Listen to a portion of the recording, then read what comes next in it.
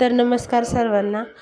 मी ना आज म्हटलं उद्या गुरुवार आहे तर आज भांडे देवाचे क्लीन करून घ्यावं म्हणून निंबाचं लोणचं घेतलं आणि त्यांनीच इथे क्लीन करते. मी नेहमी निंबाच्या लोणचानेच क्लीन करते कारण त्याने एकदम भारी क्लिनिंग होते आणि खूप दिवस भांडे खराबसुद्धा होत नाही.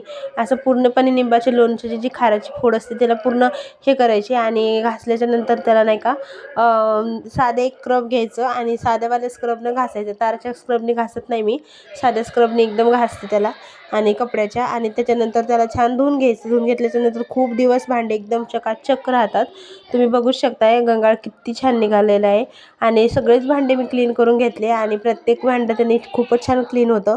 नंतर ना माझ्याकडे हे पण होतं, जरा नाही का टिकली वर्कवाली साडी होती. आता हे ना पहिले खूप चालायच्या. आता आपल्या मम्म्यांच्या कपाटमध्ये अशा खूप साड्या होत्या आणि आपले नवीन, माझं तर नवीन लग्न झालं होतं तेव्हा खूप ट्रेंडमध्ये होती ही साडी.